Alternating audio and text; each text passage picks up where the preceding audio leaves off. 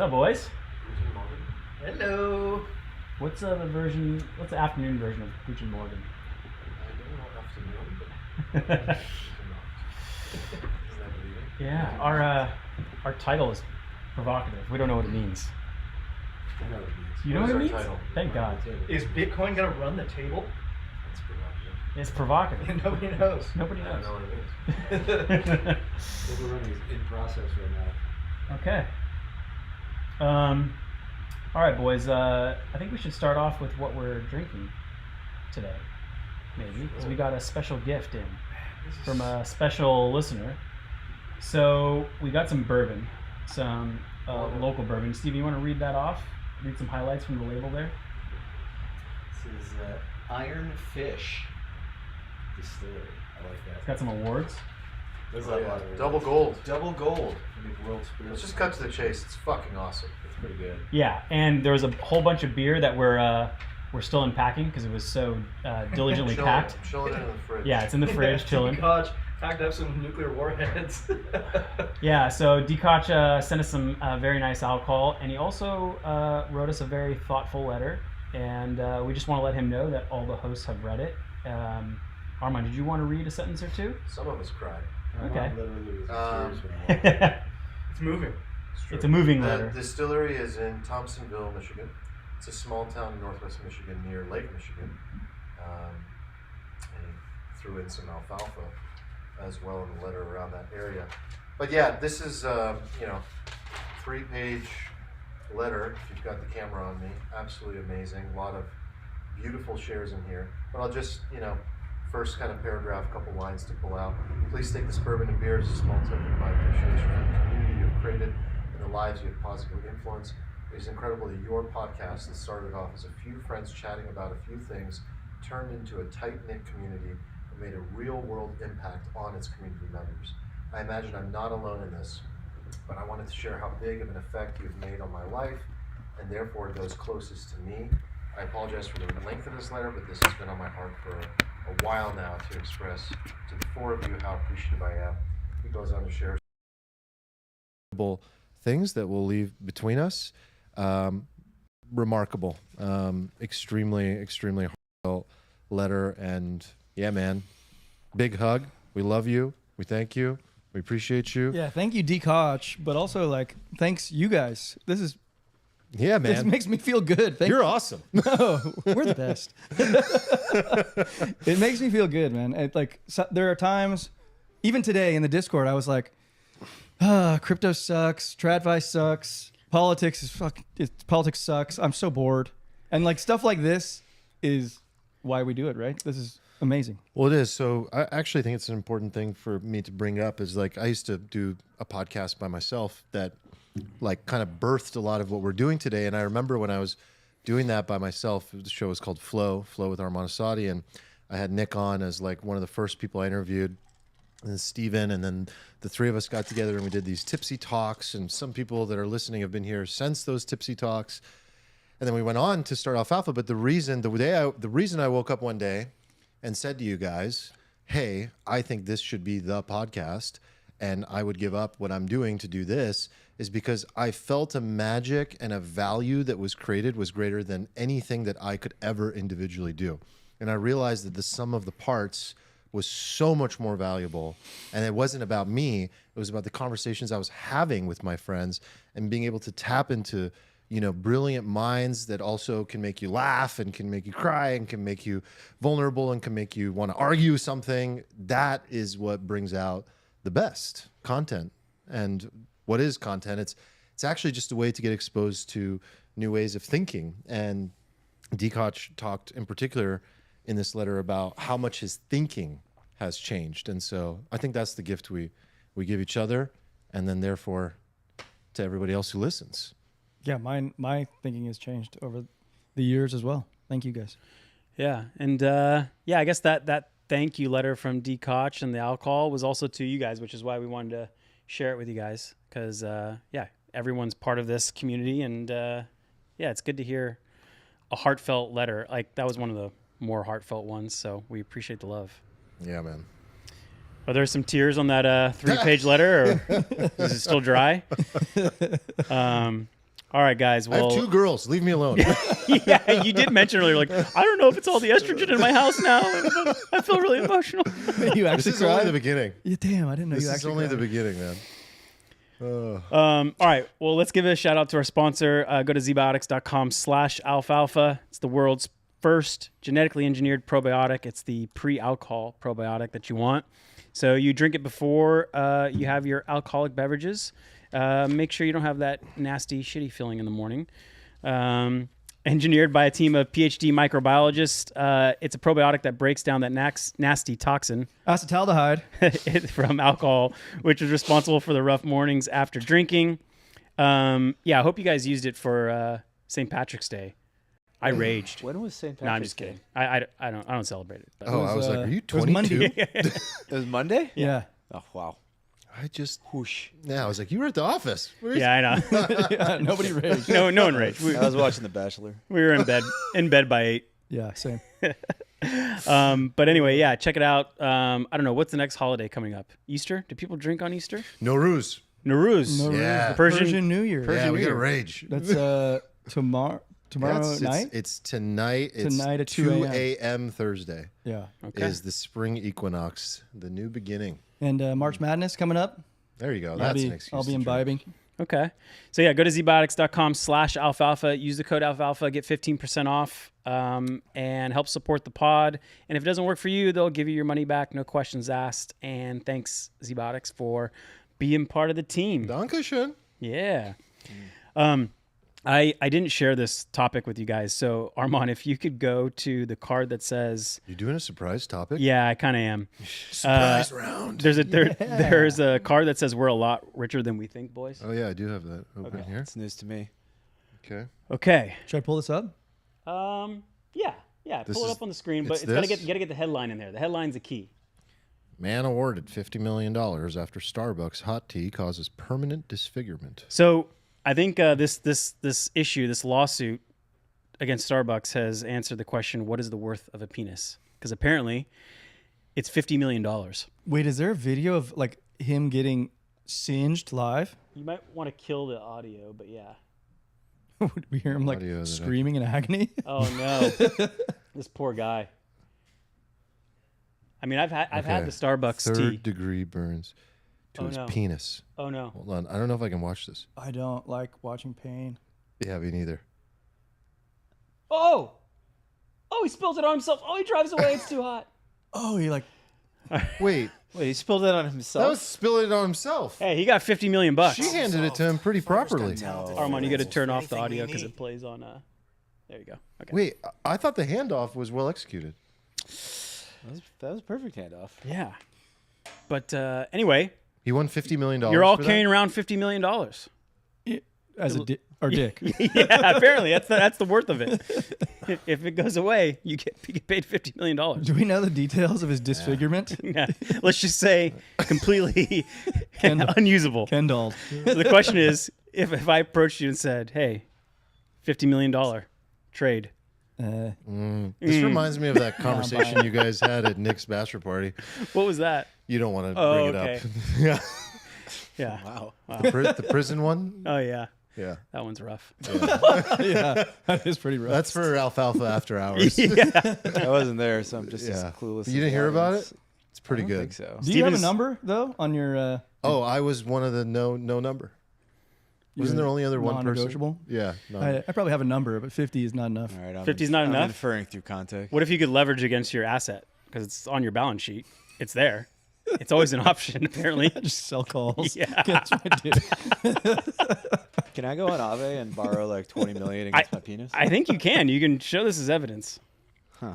Anyway, a friend of ours texted me this morning. He was like, "You need to put this in the pod." So here it The is. old McDonald's story. All right, Steven, can we talk about this this lunatic? So there's a trader, and this is in relation to our title, trader who predicted the March 14th price exactly. So what was that? 5 days ago? Mm-hmm. He predicted it in November. Now predicts $444,000 Bitcoin. So Armand, can you zoom in on that image right there? Let's just show his portfolio. So if you guys can't see this on the screen, the guy's got $23 million in investments, and 98% of it is in MSTR call options. And he is leveraged to the teats. It's printing today. Yeah, today's printing. Tomorrow could be a different story. So wait, what are the expirations on these? He's got all the expirations. March 21, April, May, June, and September. Okay. So he's saying $444,000 Bitcoin. When? End of the year, he said, right? Yeah. Well, he called it. Didn't he call it like to the T, like the exact date at the exact price? Yeah. The original post, he was like, "Give me a date," and then the guy gave him a date, and he was like, $84K. But I also think 314 was like Pi Day, right? Mm-hmm. It was. So there's some pi involved. There's a lot of like I've been like actually scouring the internet trying to figure out what the hell is going on here, and like I don't think anybody knows actually. I don't think even he knows. I like looked through this guy's account, and it's just all this like weird kind of vague bullshit. So like it would be nothing because you'd be like, okay, you got a lucky guess once. It'd be nothing except for the fact that he's like got $23 million in options on this. So he's like, He's voting heavily. yeah, like He's got some weird tweets here. When 84 becomes the base, Bitcoin calls will melt their face. This is how you get ahead. Buy IBIT calls in size instead. And it just continues on of this like messiness. It made me I want to was gonna lever say up the yesterday. same. I'm not gonna lie. It's a nothing, but the fact that he's got 23 million bucks sitting there. It isn't nothing. Why do we want to include this again? Just because it's got a sizable. Everybody's talking about it, man. People want Your the feed hopium. is talking about it. People want the hopium. Yeah. Arman, have you ever seen this guy on your feed at all? I have not seen this guy. I haven't opened Twitter in a few days, but Congratulations. yeah. Well, when I do, I open it a lot, but no, I haven't opened it lately. We had Big Jerome today. Okay. We figured some stuff might be going down. or up. Stuff is going down. Well, stuff is going down in that things are going up. He tapered the taper. Tapered the taper. Yeah. Use the transitory word again. Oh. Oh yeah. We're so back. Tariff inflation. We are so back. We're so back for a bit anyway. I feel good. It's been like kind of like a rapid changing of the vibes. I feel like. Do you guys feel the vibe shift? Do you sense a vibe Maybe. shift, or are you still in like Doomerland? No. When did it start? I was picking up on it over the last like week or two. Like a gradual bit of vibe shift. The antennas were Are perked. you ready to run the table? I am positioned for a table running right now. You know, so it feels okay. Wait, didn't you record it irresponsibly short just like 2 days ago? That was a joke. We said we were long. Okay. All right. Just checking. We said we wanted to be long for at least like 2 weeks. I only watched the first 10 That was seconds ages of it. ago, man. Yeah, come on, man. You gotta get with the picture here. No, I said we're gonna go up just enough to make people like not sell in May again. That'll be the goal. And you need something. You need this kind of hopium, right? Because there's a point like 2 weeks ago, everybody's like, "There's no fucking way I'm not selling if we go up again. There's no fucking way I'm not selling. I'm selling everything if we go up again." And then like this happens, and you're like, "But 444K. I don't know. Guy predicted it. Maybe I'll just hold on to it." I have some cash. I'm gonna put it to work over the next few weeks. Kind of like now through right around tax time when I think people are just gonna sell because they have tax payments to make. I think you might miss it, sir. Maybe, but whatever. We'll just You think we're on? Sprinkle some. We're out. Like no more 78. Run the table. Yeah. People are wondering. I I'm think glad I bought one at 79. Then. Yeah. You always gotta buy a little bit because you never know. Yeah, I You didn't. never I didn't know. It's a I mean, saucy price. You know? I only ended up spending 40% of what I wanted to because I missed seems it. appropriate. But I was like, I have to capture something, and then Yeah. the next week I was like waiting for 80 again. It never came. I like that. Yeah, I think people have been just like asking this question, like, okay, like the markets basically realized that they said they were going to crash the market, and then everybody got on the other side of the boat. Everybody hedged. Everybody sold everything, and now the markets are kind of like, well, what if they can't do that? Like, what if other forces in the system like will not let them do that? What if like judges overrule some of the stuff they want to do? What about this? What about that? And then it feels like there's been a bit of a like, oh fuck. Because without that, like all the conditions are still good. They're all still juicy in the background. We just had this like, oh God, oh fuck kind of moment. But that could. I feel like there's not really any like main underpinnings that are changing that would cause a recession as of today, right? Like unemployment's not spiking. Jerome the housing said, employment 3%. 3% unemployment. 3% Long- chance of recession. Oh, 3% chance of did he? Something like that. No, for he the end didn't. of He the said year. I think he said 3%? 3 or 4%. Yeah, He never gives numbers like that. I know. It's Yeah, crazy. that's weird. Yeah. So I don't know. Just it's a vibes market now, depending on what the orange man tweets. Always has been, man. Do you think it always has been? Because I don't think it has been. This is something that I've had a problem with. I just wanted to say the meme. Okay, yeah. You can like use it at all times, anytime. Yeah. No, I've actually kind of had like an issue with this. Like, I don't know, just like the last month or two, or maybe longer. It's just like everything has become political to a point where I'm just like exhausted. Like my fucking car is political. Everybody's dropping the "I'm tired, boss" meme. Yeah, everywhere. I love dude. that I'm meme. tired, boss is like the. Yeah, I'm tired. Boss is so accurate. I You am- gonna sell I your am so car? tired, I'll buy it boss. off you. No, I like my car. price. I just don't like that it's political. Did you see this? Okay, Half so price. USA Soccer Best is deal. playing against Panama, and they, in the interview with the USA Soccer coach Mauricio Pochettino, they asked him, "So what do you think about the U.S.'s role in the Panama Canal?" He's like, "I'm playing a soccer game." Wait, really? Yeah, That guy's Argentinian. he's Argentinian. It's like, why though? Holy Why is racist, everything Batman. fucking political? Like, come on. If I'm not mistaken, he's Argentinian. He's Argentinian. In multiple ways. Oh my god. Well, That's we have amazing. a pretty- Sucks. It sucks. We got a lately. politics light Light? agenda today. Yeah, because we were all pretty tired of it. It's like a Trump light agenda, right? Trump light. Yeah, Trump there's light. some politics in there, but it's Trump more light is zoomed fine. out. I can go a couple of years without that at this point. I'm so tired. All right, let's go. Oh, something I listened to recently was All In did an interview with the Treasury Secretary. Oh, I'm yeah, I like listened three to quarters that of the today. way in, and It was it's good. pretty good. Like you, It was get, good. it's an hour with the guy, so instead of a 6-minute clip, you actually get to hear him. That sounds so boring. No, Oh, they're, no, they're it's actually juicy. I think they're very good interviewers. Yeah, I remember their old pods with RFK and Yeah. Didn't they do one with Donald? Yeah. Like they're very good at Yeah. this. So something from their most recent episode. We could put this up on the screen too. Maybe we can play it. Is it short enough? I think it's short enough. Is it short enough? I love this account, Autism Capital. Yeah. So let's Household's play net this from the worth is in start. their home.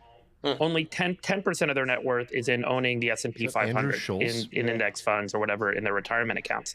And so by creating this American dream around housing and allowing the federal government to provide loans on housing, we've increased the cost of housing. We've created a very destructive housing bubble in the sense that it has reduced people's exposure to participation in productive value creation. Yeah. And that's through the ownership of businesses. Instead, we've stored our net worth in a house. And in order to keep the economy and the social structure stable, we've created policies that allow the continuation of the growth in the value of houses, so people feel like their net worth is incrementing.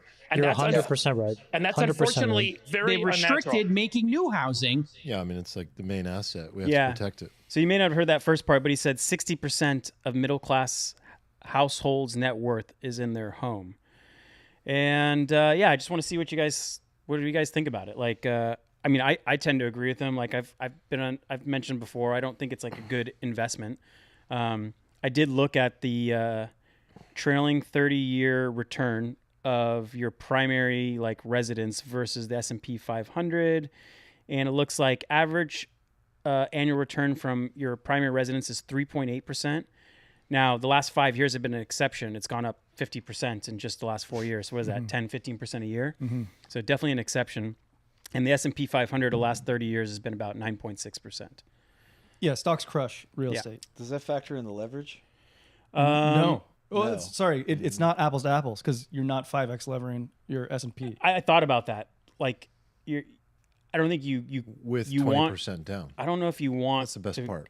put Yeah. the leverage. I You think- have to factor in. No, the leverage you have because to. you're getting 5-1 on your capital when you buy. Yeah. it. Exactly. So it's not apples to apples. I think the only way to measure this is like looking at stocks unlevered and real estate levered because you can. So then in that case, it beats it. It beats the S&P 500. I mean, It doesn't. maybe No, you got to factor in the cost of the leverage. it doesn't. I mean, I have charts going back He's got 100 charts. 100 plus years that include gold, that include like all the asset classes, and stocks win. I mean, and the reason is simple. because people forget what stocks are. Stocks are businesses. Businesses are productive assets that exist to make money. And when businesses make money, they return that to the owners. Owners are shareholders. So stocks end up making more money than like non-productive assets. Yeah. The problem Even with if they're housing is that propped up. people want it to both be like an asset and a commodity. They want it to be cheap and affordable, but they also want it to like go up and make them rich. And it's like you can't do both of those things.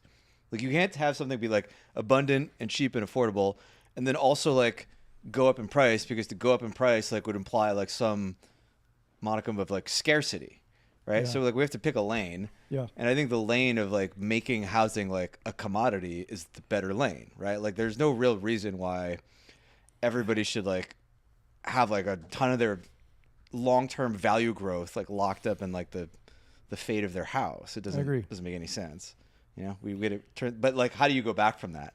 You can't like just be like, okay, we're just gonna systematically devalue everybody's homes by doing XYZ. So what could you do? Like, what if you just like increase the supply?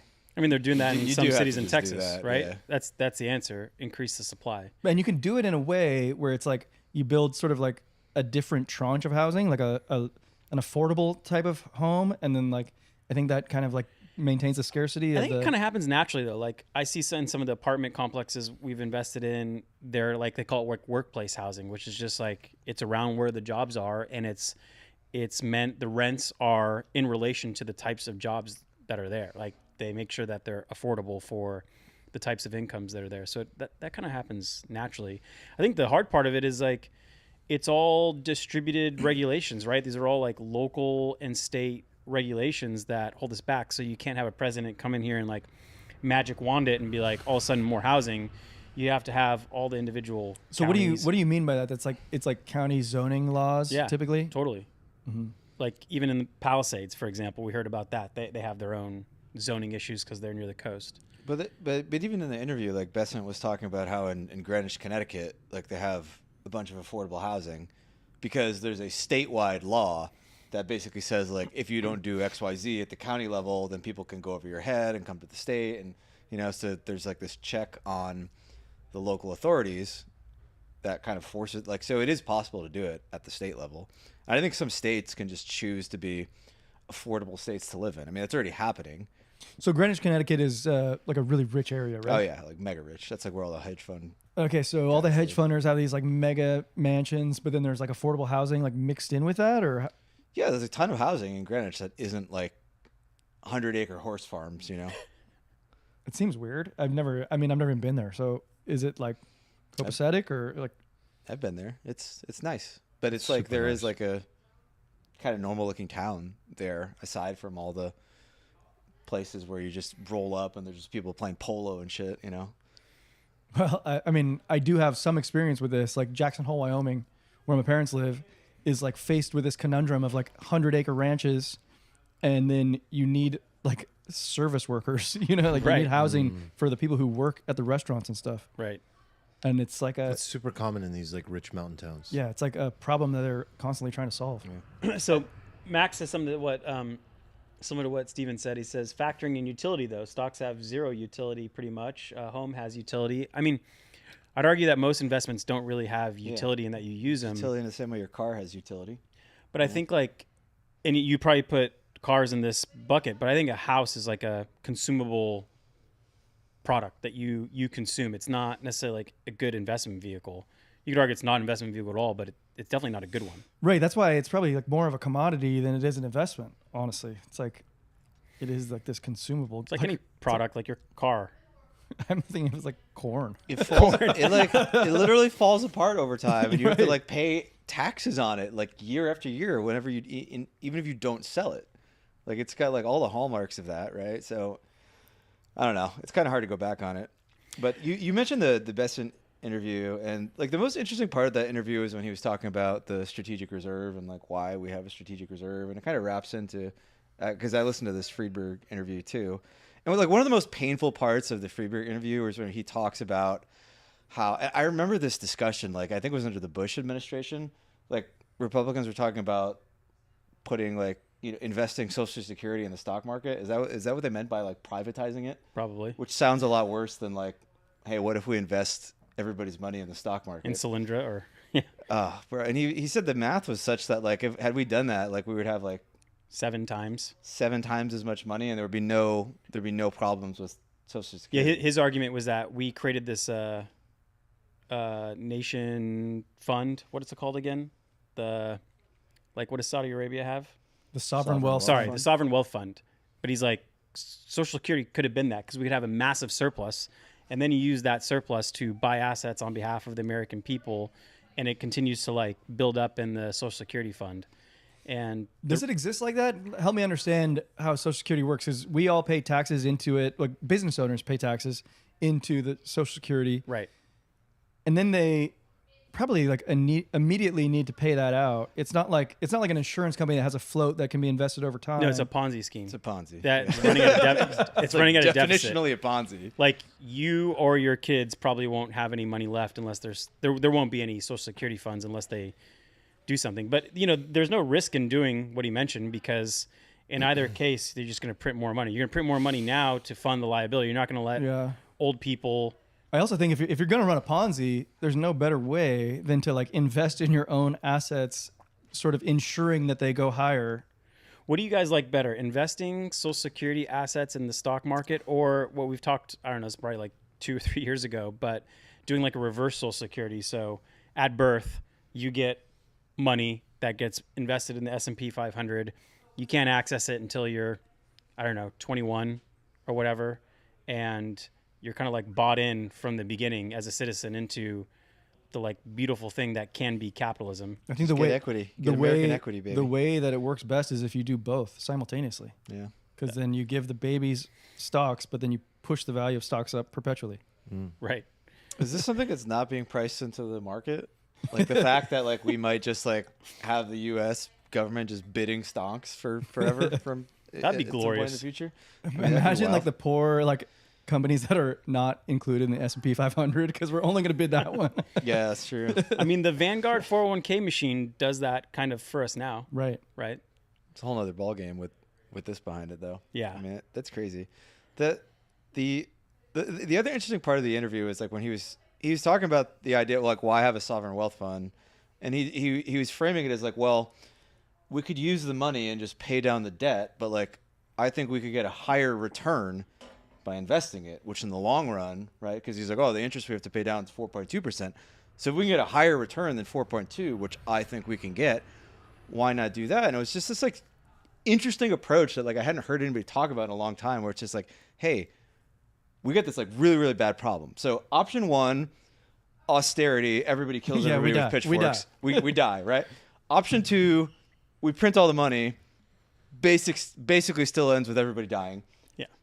Option three, where it's just like turn the U.S. into a massive hedge fund, grow it like 20% a year, and pay down all the debt. I mean, at least we're trying that way. Like this is like the realistic grow your way out of it. Honestly, I think this is like how you actually take care of the debt problem. Yeah, and like I'm glad that we have people in government thinking like that now, because that like I'm like, oh, good, we're like thinking of creative solutions to problems that are like not going away. And then you contrast with the people who are like, no, don't invest Social Security in the stock market, which has to be one of the dumbest fucking ideas like of all time. I said like this is the way you grow your way out of it. I don't think it's a good idea. I think it's our only idea left, is what I'm trying to say. It's not a good idea. You don't want to turn America into a hedge fund. That's not like the purpose of America. But the alternatives are what Steven described. I think it's a great idea. Like if you have the ability to basically like return, like have capital, then return that capital, like have a return that's far in excess of like your cost of capital, then you just can like just build like a big cushion all the time, right? And it's like the other thing that in this interview is like they were basically like, why not invest it in stocks? If it all goes wrong, you're just going to print money, but we're going to print the money anyway. So why not like give yourself an out where you don't have to print the money? It's kind of like a self-fulfilling prophecy too. I mean, if they put that amount of money behind it, Yeah, you it will go ensure up. victory on the strategy. it is literally self-fulfilling. Well, now they have it invested in, I guess, in treasuries, right? That are getting more And then worthless. hopefully soon Ripple and Cardano. Ooh, yeah. Ripple It's will the barbell save us. approach to your retirement that you save us. outsource to the government. Ripple to 20 trillion. All right, guys. Let's transition a little bit. We've been talking about the show Severance in our little text thread, and just as a head count, I think the only person who hasn't seen is Eric, and we're not going to give any away like spoilers or No, anything. There might be spoilers. We're drinking. No, I first of all, I have watched it, and I wasted my time by watching season 1 of this show. That You watched the whole season? I think so. Wait, I thought you said you watched the first 10 What? minutes and You turned it said off. You watched 1 or 2 episodes. I think I watched the whole thing, and the whole time I was like, "You gonna do something this one? No? Okay, next." I thought it was fascinating. another hour. Yeah, it's fascinating. Still nothing. I think Oh that's shit! the idea. This is the idea of a good Yeah. show. I mean, yeah, it's just like cliffhangers and This Okay, is the okay. idea of a terrible show. No, Open okay. loops. Building characters is like a very underrated element of a show for some people. I feel Yeah, like some and- people I like turn something on and be like, And there was Where's a the big, There was a explosion? big. I'm halfway through season 1, and there was a huge reveal. yeah, it doesn't take like that With long. Miss- What the girl next door was like the Well, this. So let's just. No, you got to say what it is. Well, we have to, but if you don't want spoilers, Can we set up? skip Can we this just set whole up the section. premise of the show for people Well, who this whole haven't thing is seen going it? to be spoilers, so just letting No, people because know. we're going to We talk don't have about to the spoil it a lot. concept, the like- questions it poses. The show at the plot of the show at a high level is that like this company has basically created this like surgical procedure where you can go in and basically have yourself like divided such that you go into work and then like a whole new set of memories takes place, and then you divide yourself between your work self and your out of work You self. sever. They your call brain. you They put a chip in you're your brain. severed, right? And you have like your outie who's the outside of work person, and the innie who's like an inside of work person. and they Like, don't know about each other. They're two separate consciousnesses. You just literally go into work, you step in the elevator, and when the elevator door closes, your So outie. your work self, your innie never sleeps. Yeah. According to you. So your outie goes into work, the elevator closes, the door opens, and you just leave. And so you work the whole day, and you have no recollection of it. And your innie is on the inside working, and the innie just gets out of the elevator, works, goes back into the elevator door immediately opens back up, and immediately goes back to work. Dude, So it's super trippy and fascinating. And the thing that blew me away was that Ben Stiller is the creator of it. Like I did not know he was capable of it. It's like a very good show in my opinion. Like So the far, premise is fantastic. The storytelling is the part that I have a problem with. It reminded me of like a 6-year-old girl who's coming up to me being like, "Dad, guess what happened to the playground?" Well, first of all, Rachel, you got to know, Rachel is such a bitch. And then this, and I'm like, so what happened? And that's what the show is to me. It's All right. like, Well, let me ask you this: if there was a procedure that let you kind of like separate, unpleasant parts of your life, like whether it's work or let's say you had trauma in the past or some kind of pain, and you want to just like completely remove it, even if it turns into a separate consciousness that you don't know about, I guess would you do it? in a heartbeat. You would. Yeah. You would eliminate the trauma. Like and like my life wouldn't look like it does now. I would have like the innie and outie like many moons ago, and who knows what would happen to my innie and my outie or Wait, whatever. you're totally down for this procedure. Yeah. What? wow. I mean, I'm glad you said that because now we have something to talk about. Absolutely. You couldn't pay me enough money to do this. I would No. never ever do this. he already leads a trauma-free life. You don't need to do it. Would this be his? This would be your trauma. Oh my God. Wait, why wouldn't you do this? Because Oh you're my giving God. birth to It's crazy. like another life form in a way, that right? you know nothing about. And all it knows is that trauma or that thing you're separating from, whether it's work, a car accident, like So hold on, like let me get a little more clarity on the situation.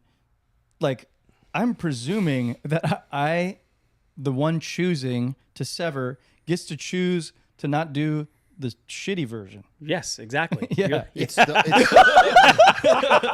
it's, Yeah. Like don't make me do the shitty one only. yeah, when you sever, you only go to work. Yeah. See ya. I mean, that's the pitch, right? Like somebody comes up to you and they're like, get to "Hey, forget so everything." we have this job. We're going to pay you $200K a year, right? But also like you never have to remember working. Like your entire life can be You don't even not need working. money. Well, like you we're just focused- split like, off your consciousness. We're focused on working. Like I don't even work a 9 to 5, and I actually love my job. So that's not even the part that I want. Well, to imagine sever. that you don't. Imagine that your life isn't as blessed. Imagine your life Yeah. is kind of mediocre. You have like a good life, and you're still like, Yeah, so like this guy can like go to the gym Hold for me on, and that's stuff. a like, reverse. That's a what I'm reverse- talking about. Like the dishes. Yeah, fuck you. Go. Hold on, that's a reverse Sever. These people only know their, you know. But the show, and this is like a semi spoiler, I guess. The show like starts hinting that people start doing this procedure for other not work stuff. Like people are like taking other parts of life Yeah. that like people don't want to go through, and they're like using the procedure for Hold that on, but that's what I'm talking as well. about. Yeah. That's what I want. But you don't think it's like weird to basically like create a version of you that is just condemned to forever do all the miserable stuff that So, you don't want to do? I mean, There's like, no way out. if you erase your suffering, are you erasing your idea, your identity? No, first of all, I don't think work is suffering, and also Forget the work, just like whatever. You're obviously gonna But, like, separate but- suffering parts. whatever. Audi, the guy who's not in work, also has suffering, right? Like there's moments of life you go about life and you like also feel suffering. You just don't have to do. That's true. The main menial character has tasks. like a key element of his like life that is he very much suffers like from. I would imagine that like most people's like most intense suffering isn't like on the workplace, like at the workplace. You actually like suffer most. Well, of it. okay, but the thing about the work is that it's this like scheduled suffering for a lot of people. It's like this huge chunk of their life that they have to devote to doing something that's often like menial or unrewarding that they just have to do. And I think that's why the show centers It's around 2/3 that. of people's waking lives. Yeah. almost. So the pitch to somebody that like you could eliminate that part of your life and you're just going to have this money coming in because there's just going to be this whole part of you that you don't remember just like earning the money and bringing home the bacon while you never have to deal with any of it. And you Yeah. get to like upgrade your lifestyle and live this great life. I think there's like a part of you that just becomes like a human Labrador, right? Like where like you don't really experience suffering. You're just like the happy dog all the time, and like I don't know if that's ideal. Like, But like if you delete the pain, do you delete your resilience? But your reason for not wanting to do it is morally based on this idea that you don't want to create this being that just goes to work. No, I think it's actually just optimal to have the pain, right? But is that answer? Is that your answer too? I mean, I think that's an interesting question. That I think that's one of the questions the show wrestles with, which is that like if you why aren't you integrating? do this, like are you literally like creating another conscious human being in a way, right? Because the other paradox is of the show is that like these people are like they're working and they're like suffering and they're like I don't want to do this anymore. This sucks. But they're like, well, if you don't do this anymore, this version of you and everything you know, it ceases to exist. And so like you die in a particular way, like, Right. Like for example, just really quickly, they show people who retire, and it's kind of like their death because once that version is gone, they're essentially dead. You know. Yeah. So it's like super interesting because you give life to somebody in a way. They have this like cursed existence, but also that is their existence. And to end that is to also end their existence. But then it's like, who are you? Like, are you simply just your memories? Like, if I just take your memories and I segment them, like I just like this part of you, you can't access that. Like, are you now two people? Like, are you two conscious beings now? And is that the dividing line of consciousness? Is like the ability to have memories? Like, is that what makes you who you are? And if not, like, what does make you who you are? I mean, aren't you turning into an NPC at that point by like definition? Like you're in some parts of your life, you're no longer like the main character. You're just like you get rebooted every morning and you're just kind of going along with the flow without really fully participating, fully integrating into. But you kind of still are. You're not totally like NPC. Like you still like have a framework with which to like make your own decisions and stuff within this kind of closed Yeah, environment. the NPC doesn't have the individual consciousness. This They just severed programmed to do version things. does. I mean, look at how many questions have been brought up just in 5 minutes. The show is fascinating. It asks deep questions. the premise is fascinating. The premise is fascinating. I know you don't like the development, but I actually think the development is accurate because they're literally just showing you the unfolding of the mystery and the development of someone that does go through the severing process, starts to ask questions about their outie or about their innie and starts to wonder and isn't ultimately at peace with the division that they electively, voluntarily took on. And so what might appear like a great solution on the surface for these characters ends up becoming something they tangle with a lot. And they start to ask themselves, was this the right decision? And what is my innie doing or my outie doing? And should I integrate my full self and my pain? Was it worthwhile to forget? There's constantly these like sub characters throughout the plot of the story, like saying really, straight to the point, like good deep questions about like, is that worthwhile? And what are you really running from? And how does the lack of integrating that make you any better or make you any more whole or calm or safe of a person? And those are good questions that everyone grapples with.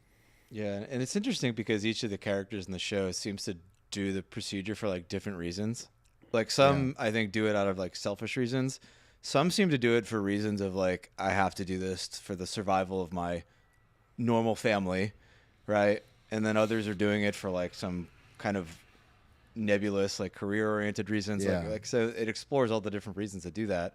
But at like a higher level, like you said, I think it's very Black Mirror-y, obviously. And one of the reasons like Black Mirror like hits so hard is because like you realize like how close it is and how like everything in the show is like definitely going to happen at some point. Yeah, it's very Black Mirror, but it's also very there is a fantasy element to the whole thing. So like to me, it's like if you like shows or movies like Eternal Sunshine of the Spotless Mind, The Good Place, which is like a lighthearted version, Black Mirror, even things like Vanilla Sky, like it has elements of all of those movies in a way. Yeah, It's really thought-provoking. I was trying to think of what do we do now that is like analogous to this procedure. Obviously, we don't have the procedure, but like, is drinking your sorrows away like an equivalent of this, or is like just scrolling social media to like zone out? Is that the equivalent, or are there other ones? Yeah, drugs, prescription drugs, hard drugs, for sure. Anything where you're just like numbing and separating and disconnecting. Yes, it's like technology is just facilitating something that people have already been doing for like a long time. But I think like a lot sort of people taking it would to like an extreme. Yeah, I think a lot of people would undergo something like this. I don't know who said it, but like I like the idea of like you walk into the gym for a really hard workout and then you just come out again. You're like, well, I don't remember that, but I feel great. I mean, that sounds super appealing, right? So you pitch that and you're like, what if you had this version of you that just works out all the time? And you're just like, wow, I'm just getting so jacked, right? But somewhere there's like an Eric that all he does is just walk into a gym and just pump iron, and he walks out, but then walks directly back into the gym. He's your workout slave. Yeah. But then you start taking this to you do it for the work initially, and people are like, work sucks, whatever, which is maybe the worst one because that's like a shitty existence. But working out, you're like, oh, whatever. Like Eric could have like a severed tennis cell. All he does is play tennis and get good at tennis. Yeah, and that like would be a fine existence for me. And I think there's like a cohort in our Discord who would love spending more time in the gym. That's fine. But wouldn't that be like a cursed like you like imagine all you do is you just walk onto a tennis court and hit balls. Well, yeah, I mean, But that's all you know. You're all just you like, know. so But it's not yeah, maybe it it's not also that is all you bad. know. It's just the whole universe of your being, and you're like, well, this is the confines of my universe. There are rackets and balls and a court, and there's other people that I hit it with. Like in the show, like they're going through different departments on this floor that are also severed, and they're like, they walk into a room like, this is the most amount of people I've ever seen in my life, because to them they've only been around for 2 years. So similarly, yourself that walks in the gym, your gym slave. Yeah. All it knows is the gym. It's just like, cool, this is life. Yeah, it's the other thing the show does well is because it has this one character who like just revels in like what from the outside looks like the most horrific, like menial, like dumb shit, but like to him it's his whole existence. Like there's just like the company handbook, right? Yeah. And I treats it love like that character. it's like the Bible to him. I love because that it's like character. for him it's like all he knows, and then they end up turning it into this like almost like godlike religious relationship. And then you kind of go back to that question. It's like, okay, so to us this existence from our perspective is horrific, but then if when all that that's all person you knows know. is like going to the gym, like is it bad? The trainer is God. Is it bad then? Yeah, and on that note, the character selection, dude, Milchek, Oh, that's amazing. such a good character. The actor, casting, the actor is so good. The casting is what's the character's name? That Irving, amazing. Yeah. Like perfect selection. Adam Scott, wow, didn't know he was capable of that. Main character in the show, and then Miss Casey, shout out to Miss Casey. And then who's the Christopher Walken? Oh my God, he crushes. I love him in the show. I mean, part of the tension of the show is me sitting there being like, "Oh my God, do I have to watch Christopher Walken make out with a dude?" It created a lot of tension for me. I was like just mentally preparing myself for it the whole time. Yeah, I know. It's like watching the car like I almost know. like crash into the pole, and it just resets the GIF. Over And then over again. the main girl's great too. They're all great. I think the cat. So, question for you guys: I didn't know anything about this show until Steven texted about it the other day. And I'm like, okay. Then Nick responds like, "Yeah, oh my God, all mystery." And then Eric responds like, "Nah, it didn't hook me." And then I was like, okay, that's a good mix. I'm gonna watch episode 1. So I watch episode 1. I get hooked. I end up watching 5 episodes in one night. You sacrifice so much Oh sleep. my God. I already don't sleep, and then I sacrificed a whole night of sleep for this. I did it again the other night, got 2 more episodes in. So, question for you, is season 2 good? Like, you don't so know far, spoilers, it's but really good. Yeah. okay, because I heard mixed things about I'm season 2. not there. I mean, I've only watched 3 episodes of it, Okay. but But is it into all it. available, or is it like dripping? I think there's one more episode left actually that's coming out Oh, wow. Sunday, if I'm not mistaken. So I feel like I've timed it very well. Yeah. But it is going to be what Eric is saying you hate. They're probably going to do like 8 seasons of this where they don't ever answer Yeah. the question of what Like happened at the this park. is such a good That premise. is a risk of the show. like that it's this like premise lost part is very 2. good. It should be a Black Mirror episode. It should be an hour long. No, you can't fully explore it if it's an hour. Yeah, I can. We just did. I know we don't. I know Steven's been called the disagreeable one, but Eric, you can play that role very well. Well, I'm just not in your echo chamber. I refuse to just like agree to everything you say. Like this show's so good. It's This fucking is just sucks. Eric's like dopamine detox wrapped yeah. up into like a No, TV The show. dopamine He's detox. just I like- could go on for hours. He's just like, this was so stupid. why am I not getting immediate gratification out of this? This is stupid. Ergo, I so move on wrong. to the next thing. So if you want to bring up the dopamine detox, No, let's get don't. back into No, it. no. This is so bad. Like I need to actually get this off my chest. The dopamine detox was not perfect for over me because what I learned was I shouldn't listen to anybody else about my own life. I live in my own skin. I know exactly who I am. I know what my problems are, and I'm listening to you guys talk about your problems and applying to my life. I'm like, what the fuck am I doing? This is so stupid. And then like I sat with it for 14 more days. I feel like we're like 2 months away from Eric revealing that he just like does like heroin like 3 times a day. He's like, yeah, it just feels good. Whatever. Wait, I don't get addicted. It's Who cares? balanced. It feels What good. is going on here? Just because I don't agree that I have your same problems, I'm like a heroin addict. I don't understand. I actually like what you just said a lot. Yeah, I'm That was- probably gonna do heroin. That was No, I was like you're a heroin addict, but like you seem to not like adhere to sort of like the premise of the dopamine detox, right? Is that there's this like pathway Oh, in your you brain too, man, right that now. is like this like reward seeking mechanism, right? And if that gets like kind of like overused to an extent, then all you do is go into reward seeking behavior, and then it just kind of ruins like a lot of stuff in your life, right? Because there's a built-in desire to like have the reward be like not immediately there and intermittent, like random. Otherwise, the thing goes haywire, and you just become like the rat that pushes the cocaine button all the time. And then this is like what drives people over the edge and of addiction and all the other stuff, right? I'm deeply sighing like Michael Saylor right now. I love when he does that. Sigh montage. But like it's like the same thing with TV shows, and I don't know, maybe there's a lot of people who feel like you do about TV shows, right? This is About like TV shows, like broadly, I love TV shows. in Good that ones. in that some people are willing to like sit through shows that do this like long drawn out character development, So setting I. the I mood, watched Game of learning Thrones, about did that. stuff, right? But other people are just like episode 1, it didn't do it for me. No, I and then thought you were move going on. to say this actually about my response to the show, and I actually just don't think it was good show writing. It's actually bad writing for a good premise, and like I actually think that I was like, as I was love watching the this, like writing. I actually was like putting you in the mid curve. I'm like, man, there must be some the retards show that are is- willing to it's watch this good, it's with no good writing. progress whatsoever. They're just like, I think okay, the more, show progresses more. pretty quickly, actually. Do you think this is a slow-moving show? Like, I don't think it's slow-moving. I think it progresses like quite fast and consistently. I understand Right? the gripe, but It I think moves. it moves enough for me. It Yeah. moves, right? Yeah. It strikes a good I balance. read some reviews of people being like it moves a little too slow. like it's a mystery want show, more. right? It's like a mystery, and you're trying to solve the mystery, but you get no pieces to the puzzle to like solve anything or move forward. It's like you do. no. Okay, do you watch White Lotus? Are you watching the current season of White Lotus? Yes, this is a better This is- version of the same thing. White Lotus is way slower this season. No, it's way better in But it's storytelling. slower. No, it's so slow. It's so slow. It is very so slow, slow. but it does a Which I better still job. like. It does a better job of progressing.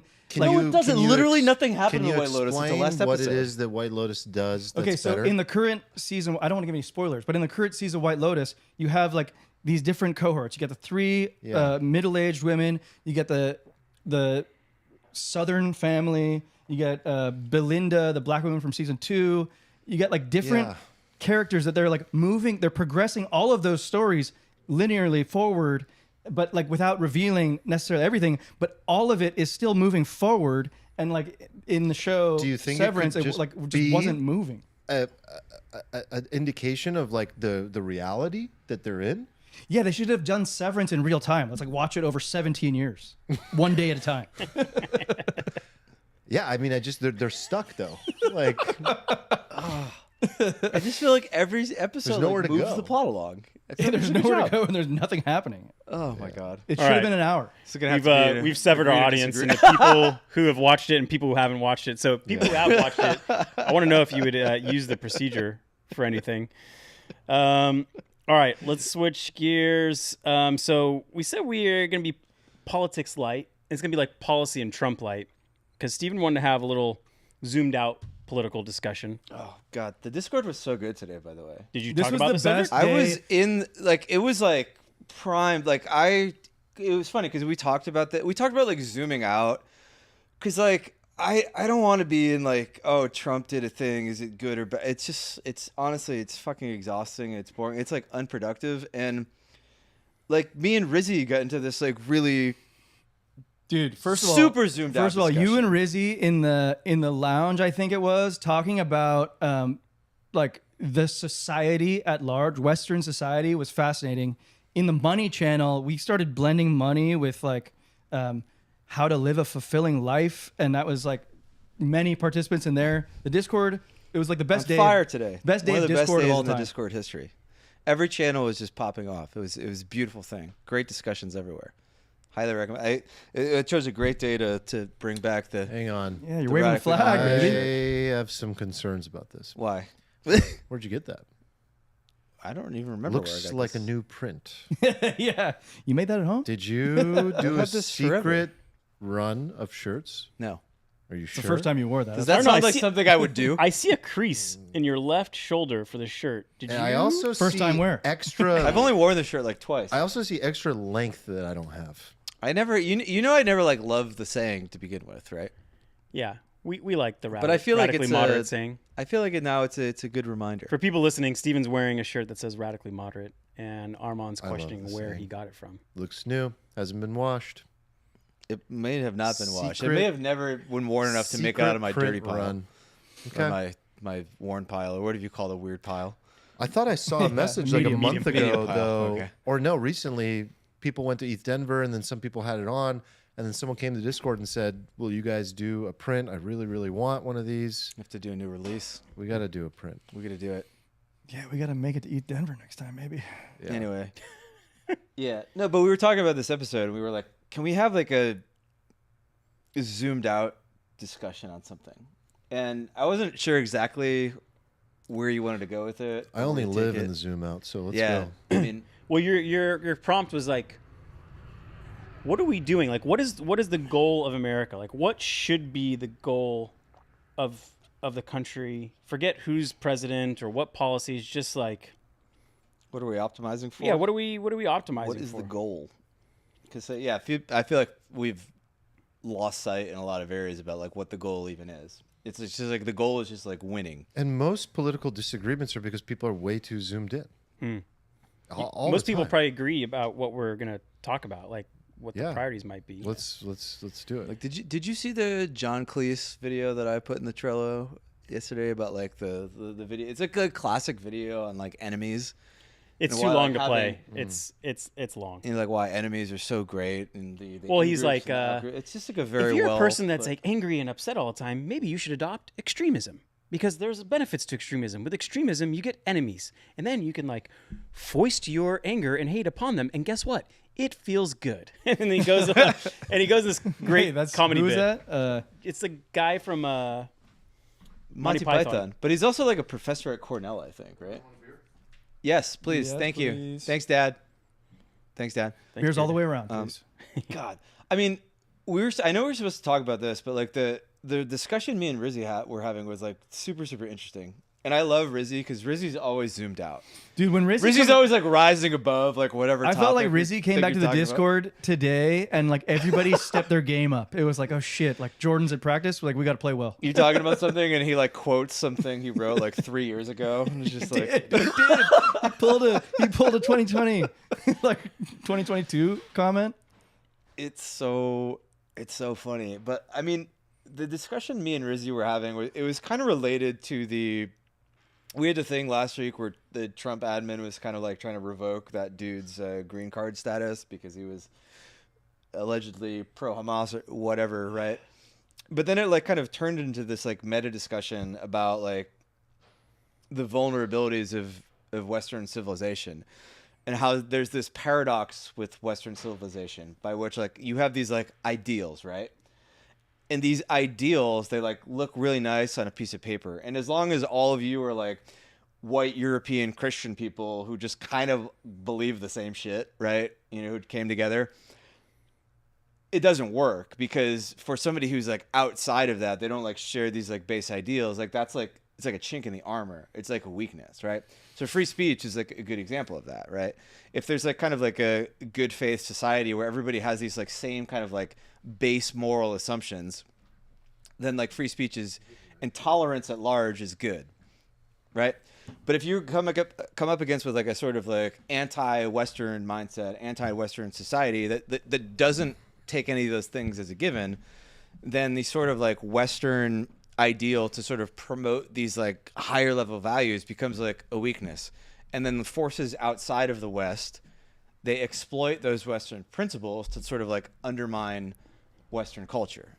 And then the West is left with this like paradox where it's like, what do? Do you say, well, actually we have to not allow free speech in this instance because this person's like clearly not buying into the ideal, but then like who decides that? A, and then B, you have to start with this like presupposed notion that Western society is good and superior, right?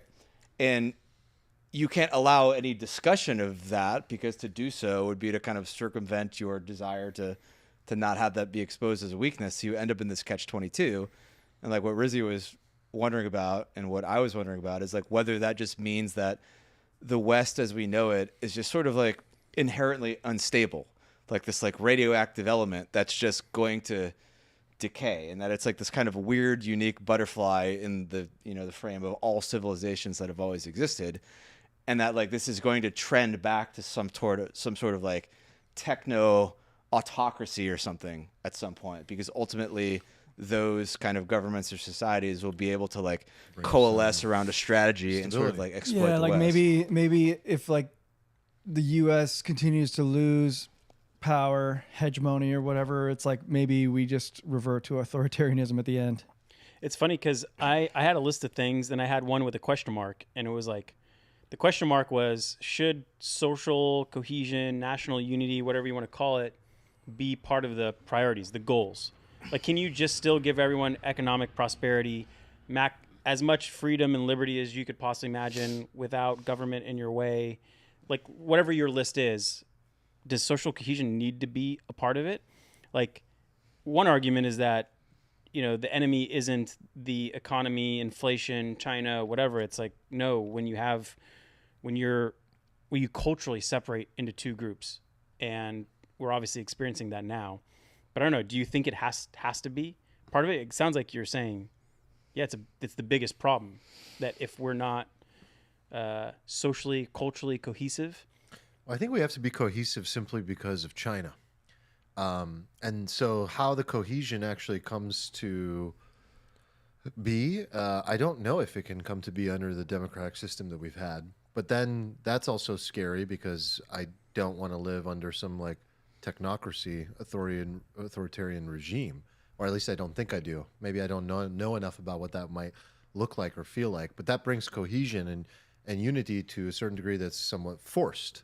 And so people are like forced into a system like a Singaporean system where, you know, you just kind of have a good life and you're given what you need, but there's unity and everyone's pretty happy, pretty stable.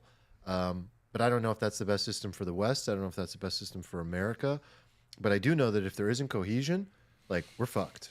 And if we're talking about zooming out on a long-term enough time horizon, like, yes, bringing jobs back and bringing manufacturing back is important, but you have to have cohesion like you did post-World War II to be able to, like, build quickly enough and do things enough and win the AI war, because the AI war is the most important war of all right now. Is one way to build that cohesion just through having a common enemy? So like you just like find a scapegoat and everybody sort of like left, right, whatever, they all just like turn their heads and be like, no, fuck that guy. I think that's always been true. I think if aliens land, the world unites. I think when World War strikes, you pick a side and the other side becomes the enemy and you become unified with people that look very different from you ethnically, religious, everything. Doesn't matter. We're same team.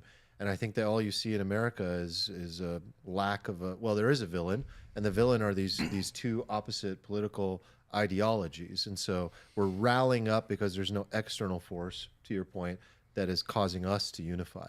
So in some ways, like, I guess that is the one silver lining of conflict. Like world wars, like our world wars, like the fucking cleansing forest fire that's like required to like reset. I was gonna say, it'd be nice to have an enemy, like maybe a Cold War, where you don't actually. Well, I think the enemy is going to be China, and I think that it's going to start to wake people up.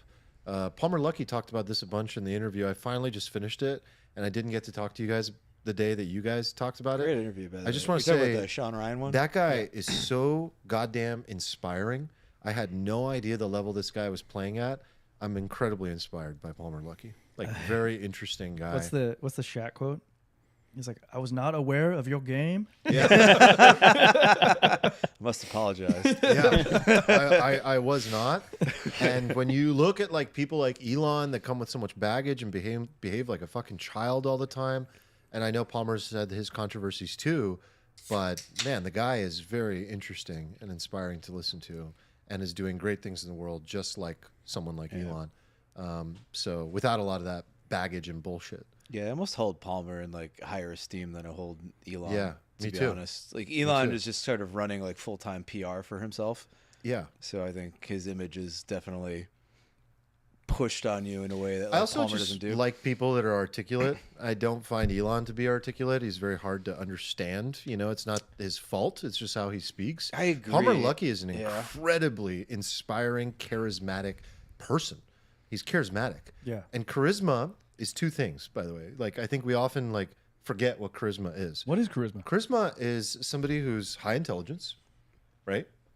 That's like factor one. Wait, And then hold on. That's Is it? is that Wait, a why- requirement? that's factor one? I don't think so. Wait, what? There's a I lot of finish charismatic. the definition.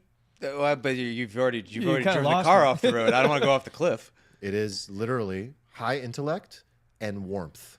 It's high EQ, high IQ at the same time. That's charisma. What you're attracted to is somebody that can communicate interesting and important ideas in a warm manner with high IQ, holds good eye contact, knows how to hold their body, knows how to use their voice, knows how to endear themselves to you, knows how to be likable. I think those are good. But When you think charisma, you're thinking more about the EQ. I'm telling you, It's a all component about of it. the EQ. No, it's not. All about the A EQ. huge component of it. Charisma No. is all about how you make It's other not. people feel. No, the world expert, one of the world experts on this is Vanessa Van Edwards, and she has spent the last 20 years. Wait, like you just back have a when I source was- for this in your pocket? yeah. Well, you asked the question. I'm coming with He's resources. a well-read individual, sir. So you I know, must apologize. 20 years ago, when I was I was teaching- unfamiliar with your game. of all the people that have studied charisma, I think she might be up there in the top, percent. And she has worked with thousands of people on this.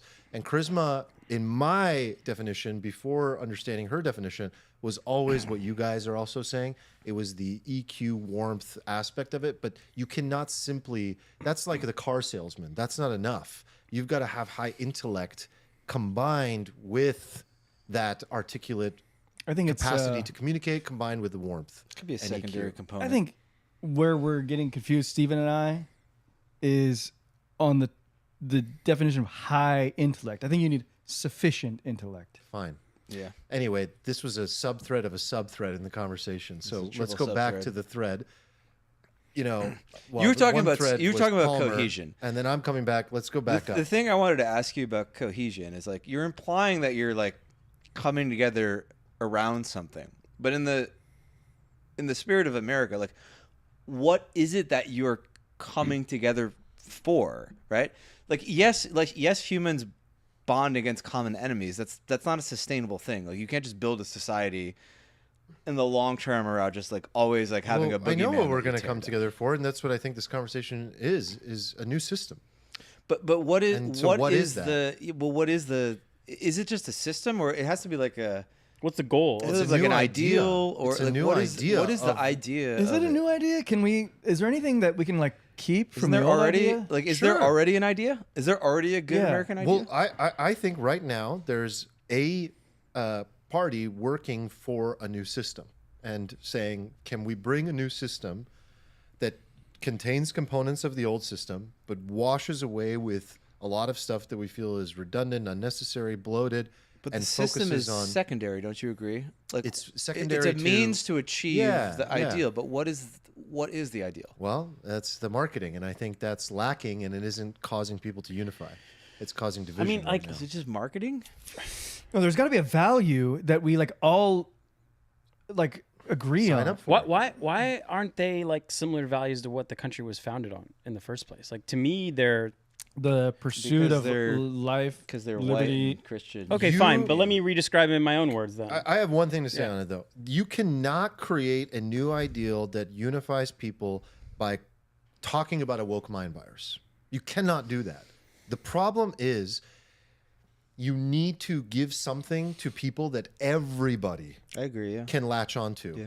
And if you create an enemy, all you're doing is you're doing the same song and dance of politics all over again. Yeah. So how do you describe it in a way that like is inclusive of everyone? Like I think one of the key ones is like economic prosperity and opportunity, right? And so, ideally an economy that doesn't just prioritize. I guess it prioritizes productivity and wealth creation. So not just financial assets like home values and stock prices going up, but actual innovation and job creation, so that everyone kind of wins. Like I think that one is like a pretty key value of what the American ideal is. Like it's why So we people value economic we Opportunity. value prosperity. prosperity, Or opportunity. opportunity. Yeah, Is and- opportunity the primary thing?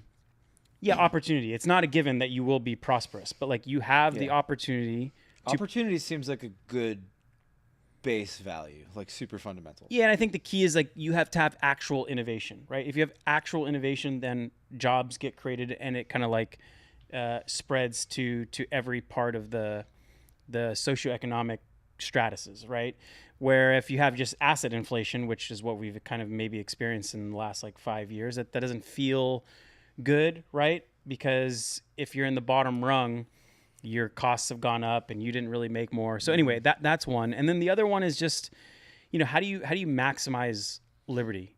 And there's probably a few ways to do it. Like government should exist to protect that freedom, not to try to engineer society, which is kind of how the founding fathers like initially. But you're already assuming a base assumption.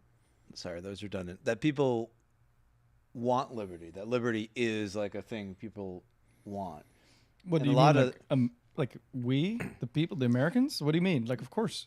What do you mean? I don't think, of course. Like, I think like one of the reasons like people are very divided is because like COVID was a good example of this. It like created this like massive litmus test that you couldn't avoid, where you're just like you looked around at people and you were like, oh, I value liberty and you don't. You value like safety or something, right? And I value these other kind of more Okay, good one. Yeah. prime American ideas. Like, Good one. I guess, like, if you maximize liberty, you could say drugs, prostitution, gambling, all available, right? But maybe not. Like, one thing about liberty is it doesn't just mean pure chaos. Like, on the other side of liberty, you have to have order. And when you have order, you have to have laws and actual enforcement order. And maybe that's where you're saying, Okay, so how far kinda away have gets we? How far troublesome. away have we gotten from like the founding fathers' views? And can we start there? Like, what? well, I what, mean, like, I think it's I mean, that in and of itself, I think, is like a super difficult question. Because, like- even asking like what was the founding Because like when we're asking like Principle. what is the goal of America, I'm pretty sure it's like safe to start with that. Like the Declaration of Independence, like life, liberty, pursuit of happiness is like a pretty safe place to start with. And if you want to like deviate from there, I think that's like, let's do that. But let's start there, maybe. Like, is that fair? Yeah, natural rights. Natural rights is Like very... human rights, essentially. Like, do you have the right to I mean, not be a slave, for example? Natural rights are these sort of, they're, for lack of a better word, just like God given to you. They're not given to you by government, right? They're just bestowed upon you Endowed by the creator. The creator. Yeah, actually, they use those exact words. Thank you. Endowed by the creator. Someone did his homework. And the role of government is simply to protect those. I have it right? open on my lap. I mean, it's like Oh. this is like pretty well written. Like we don't have to. We don't have to reinvent I was the like, wheel. damn, It's Eric. like, we don't have to reinvent the wheel. It's like Eric's right here. spitting right now. By the way, every immigrant to this country can tell you more about this country than you or I or we can. Yeah. Because they all have to actually pass a test that Yeah. goes Which through is- this. And no citizen does. I No don't natural know. Like citizen. memorization is different not rabbit hole. really. I'm not like, saying more rote memorization. I just think it's funny Yeah. that we visit this in fourth and fifth I don't think it's grade and then we- memorization. I think a lot of them have like lived out the other side of this coin, and they sort of have an understanding for why the ideals are there in the first place. Yeah. Whereas when you're born into them, you sort of take a lot of it Yeah. for granted. Like it's very hard to be born into 2000 era America and to like think about what it meant to just be like a human being randomly born on Earth anywhere over the last like 2,000 years. Yeah. Right? It's not a given that you had anything approaching what exists in the world. So it's easy to take it for granted because it's all you know. Like your little innie who just goes to the gym. It's all you know. It's all you know. So it's hard. But like the rights discussion is interesting because like even in like modern political discourse, you hear people say stuff like healthcare is a human right. And that sounds like a simple thing that people latch onto. It's saying like a very fundamental thing because like to say healthcare is a human right is a very different thing to say like your right to freedom of speech is a human right. Because your right to freedom, like when you speak freely, you're not demanding anything of anyone else, right? Whereas like if you say like healthcare is a human right, what does that really mean? It means like, well, I have the rights to demand some of your liberty, property, And resources. and put this resources to a third party that's going to put this in They to have to give come me from this other people. thing, right? It's like, and it's an important distinction, right? Because it's like to found a nation under the idea that healthcare is a human right versus like your right to self-defense, your right to free speech is a human right. You are like you're going in two like wildly different directions. Yeah, and in one scenario, the government just protects your human rights and makes sure like they're not infringed upon. they're not infringed upon, and the other one is saying they're providing you Yeah. the Yeah. human rights, right? It's a good distinction. And I like the one where they protect you and make sure that it's not infringed upon versus providing, because one is I think sustainable, one is not. I think we all would agree on that. I wonder if there's a part though where we disagree with that. Well, like I don't know if roads are a human right, but like I like that the government created an international highway system. Yes, I really love roads. Honestly, I really love roads. I love roads. I like roads too. I don't think you have a right to roads. Maybe not. Roads but, are nice. But I did think about like what is like the essential function of a federal government, and like on we have like interstate highways, like those should be I'm just funded. imagining- Not a good use of federal government. I'm just in my imagining Malay on the whiteboard. Afuera. Afuera. Department of Agriculture. Afuera. Steven's out on that. I'm in on that. No, you just have like states build roads and they can negotiate with their neighboring states to connect we didn't need. I don't think we needed the. Okay, how about FDA? Like, should there be a centralized authority that like determines the safety of food and drug? Because like I like that I can like go to a different state and have like a level of trust. But do you think that should be afuera? Would I put an FDA in my built from scratch America? FDA is a hard one for me. I know that my boy Milton Friedman was not a big fan of it. I also see why it's good in a lot of How ways. free market do you guys want to be? People die when you don't have something like that. Yeah, but Like, people over the also counter- die because the FDA exists. The people like a lot of there's course, good but- there's very good evidence to show that like the bodies that like govern the sort of testing and approval of medication have like killed like an enormous number of people through erring on the side of cautiousness, for example, rather than right. It's not like just that simple.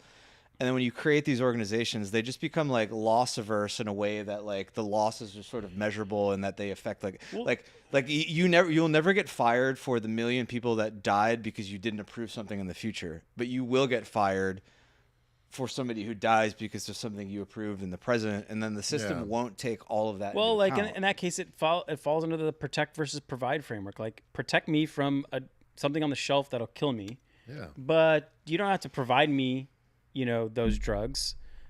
Also, if I want to take an experimental drug, make me sign a billion waivers. But like, if I want to take something that's not approved, maybe I should be able to through some. Is this like a framework that people are?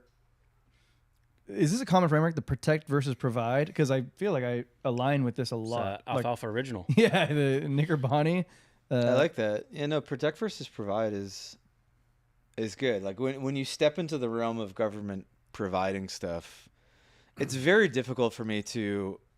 Yeah, I think you guys are missing like. Yeah, what are we missing? Because it's not this simplistic, right? Well, you want me to protect you? Okay, you need to wear a mask. You need to stay home. Yeah. You need right, but to this is not why go to the other countries. essential rights is important. Like, what is it that government so there's is a protecting? blurry crossover between. But it's not that blurry. Like life, liberty. It's very easy to say in order to protect you. No, but that's why it's so important take these to rights define certain rights as natural. Yes. Right. Because if you're very specific in how you define the rights, then you're also very specific in what it means for government to protect those rights. The government's very good at finding loopholes. Emergency, vaccine push, emergency. There's loopholes always. Like these are the types of things that happened. I would argue that there isn't really a loophole for that. Like we've created a sort of infrastructure that allowed that loophole to exist, but that wasn't originally in the founding documents. No, of course not. These things have evolved over the last 250 years. But I don't know. I feel like the main thing is not so much like having the perfect ideas. The main thing, if you want to create unification, is to simply address all people as part of your solution. And if you start to attack, like what this administration should be doing that does a terrible job of, is they're constantly, and every administration has done this, they're constantly making fun of the other team. Talking about how stupid they are, how retarded they are, what a mess they left. And all they really need to be doing is being like, these guys left a mess and we're excited to clean it up. We're excited to make this country better than it's ever been. Like that speech about like the golden age, that's the focus. Like just focus on the golden age, focus on the good that you're going to create for all people. And every time something comes up about the opposition, don't alienate them and don't create an enemy. In fact, like embrace them and be like, hey, I know we've disagreed in the past, Maryland, Delaware, but like, I think we see more eye to eye than you realize. Let's meet and talk about it. And you indoctrinate them into your system. And then you know what you do? You listen to people enough, to all these opposing voices, and you integrate their voices to the point where you actually come up. Like we're sitting here trying to come up with like the perfect fucking structure of a government and a system that works for everybody. We're 4 people. I don't want the structure. I just want I what know, is the but first principle? Yeah, and Arman's talking need about the the how. voices I vote for Arman to execute the plan. But You we're can't trying to do get the how plan until going. you know the why. Like, what is the why? Like, why are you building all this structure? Why is everybody here? What is it that like binds everybody together? Can the nation just exist as like 350 million people who have varying like random ideals? Like, can you have a nation of 350 million people where 150 million of them are like white Christian Europeans and the other 200 million like want like Sharia law, right? Like, where is the dividing line where a nation works or it doesn't work? Like, what is the thing you can have that like binds everybody together, right? Like, what is within the realm of possibility to like create like a cohesive government? It's interesting because like one of the first natural rights is like usually like right to life, Right? It's the first one. and then you instantly get like a dividing debate. Yeah, it's like, we're talking about abortion. Yeah, we're yeah. talking about That's true. whatever else. Like, So like we probably can't even agree on the first like natural idea of like some of these basic ones like life, speech, or just be able to think independently, write independently, Yeah, like you- act however you see fit, how How about the pursuit of happiness? Do you think everyone is okay with that one? Is that the one that we can all agree on? Yeah, that one's probably easy. That What about one's it's so open to interpretation, though. I mean, they all are. Life, liberty, pursuit of happiness. right are to all- property? Life I think is is- like you know, Well, life could just mean to not be you have murdered. the right to not be dead. to arbitrarily? to not be dead is actually a better way to put it. You have the right to not be dead. Yeah, we definitely can't agree on the bare arms. I think the pursuit to happiness is actually like very underrated, because the key word in there isn't the happiness. It's like it's the pursuit, the opportunity. the opportunity. The pursuit is the opportunity. Thank you for the opportunity. Thank you for. Sir. But you're right. The right to self-defense. I do think the thing that brings everybody together in America, we've talked about this before, is the equality of opportunity. Probably the one underlying thing that unifies everybody. Oh, we and I think don't that's the agree on that number at one. all. I think that's the number one thing that brings people to Oh, I mean, America. no, because is to know that. No, I'm saying if that was an ideal, if we protected that, if that was the thing that mattered the most, was to protect the equality of yeah, opportunity. you're saying like should. Like this should and I be think, the thing. but it is to a certain degree as well. No, I think that's people already a come to dividing this point. country. no, it's a huge dividing point. It's a huge it? dividing point. Yes. Well, because we Not the because half the not country- because people say like no, opportunity is No, bad. because they people say are saying like equality is I don't better. have opportunity. Your opportunity is more unequal. No, yeah, because they they use feel terms that like it's not- equity versus Yeah. equality. and because they stuff. feel it's not possible, and so their way of achieving equality of opportunity is equality of outcome. Right. But what I'm saying is that if people believed you could have equality of opportunity, and we protected that, and the country was built on that, that'd be a beautiful thing. I And I agree. think most people don't come here. The people who come here don't come here because they heard we have equality of outcome. Yeah. Right. They come here because of equality of opportunity. I think if we just like By the way, TLDR'd it is it, relative. if we TLDR'd it, that should be like that's what we should focus on. I Yes. And one important point, that the people that believe that we don't have equality of opportunity and that a better solution is equality of outcome are mistaken in that they are missing the relative nature of opportunity. They believe that the opportunity is so sideways in America for certain groups of people, but what they're missing is what it looks like outside of America. There is no equality of opportunity in many countries outside of In America. any country, you could argue. Yes. And so when you come to America and you have this level of equality opportunity, all you're doing is you're swimming in a pool of subjectivity without relative focus of like what it looks like in other places. So you're optimizing for something and you're saying, well, we should create equality of outcome. That's a better solution. If you just went anywhere else, you'd be like, this is fucking I awesome. get it, but I feel like if you believe that, you're already not buying into some earlier thing, which is causing you to not buy into this. There's like an earlier thing Yeah, there's that something- you already didn't buy into, Yeah. and so you don't grok What this. is well my But what what- is like You're that Yeah. buying earlier into the belief that the system is unfair. For example, if I would argue that you could take everything back to the state of nature. The state of nature is chaos. It's unfair. It's like the strong eat the weak and all this stuff. Like, and if you go back to nature, the state idea of nature is balance. It's not chaos. the state of nature is not fair.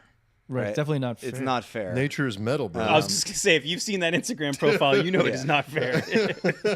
So if you buy into that idea, right, then you look at the current system and you're like, well, you know, from the perspective of the state of nature, this is good. Like you wouldn't come in with the like predetermined thought that like the outcome should be equal. Like if you come into it with the idea that the outcome should be equal, ergo there's a problem here because the outcome isn't equal, then you've already not bought into an idea back there. You've that not bought you have to into buy how nature works. Yes, which is important. Yeah, but like society at large is sort of built around like removing ourselves from the like the animal natural kingdom. outcomes, which is like Yeah. totally fine, and I think we all agree that it's better that we're doing that. But I think what are you saying? It's like it's nice to remind ourselves that like that's the alternative. Some of us are deluded, I think, in the extent to which like we have or are capable of removing ourselves from like our natural state, I think.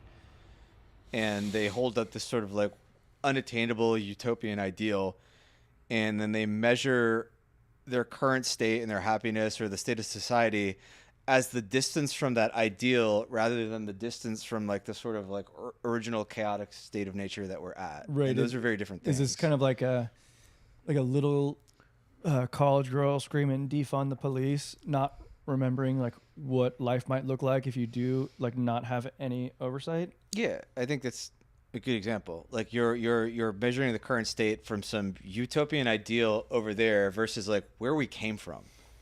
And like to not have a perspective on like where we came from and what is the normal state, like the state outside of government, right? Yeah, like that's what I'm saying. the mere fact that we created government and that government evolved into the government we have is like so removed from our base original state. And if you lack the appreciation of that, then it's really easy to look at everything around you and be like that person who is doing XYZ.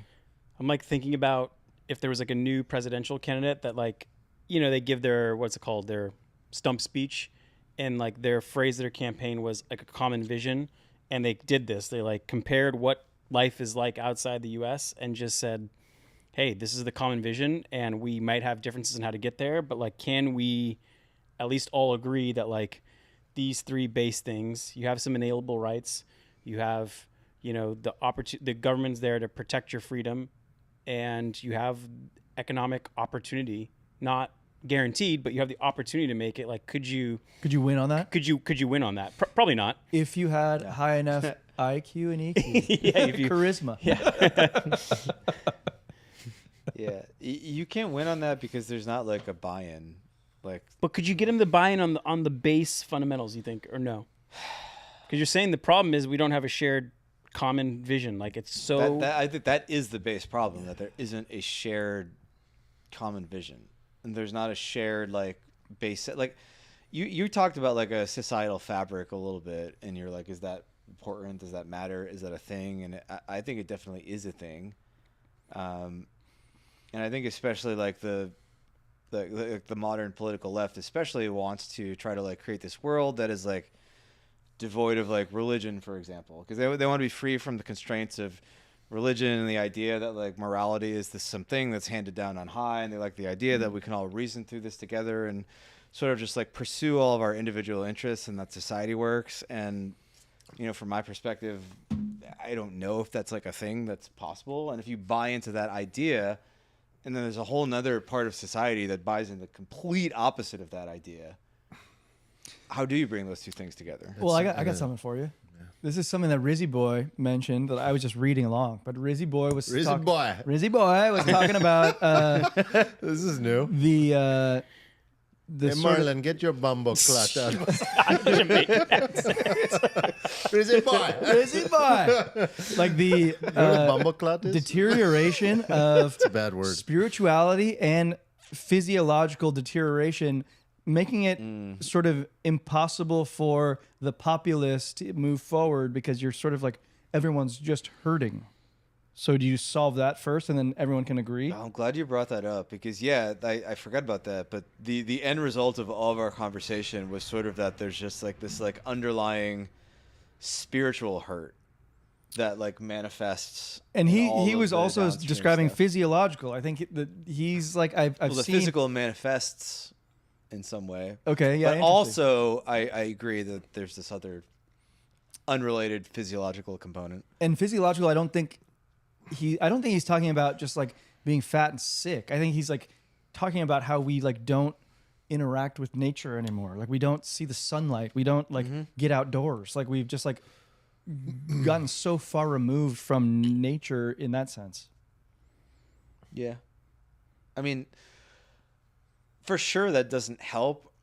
I feel like it's definitely like a spiritual thing, more in the sense of like how you would normally associate it with like religion. Like it's interesting. Like the US is still like a pretty like religious society.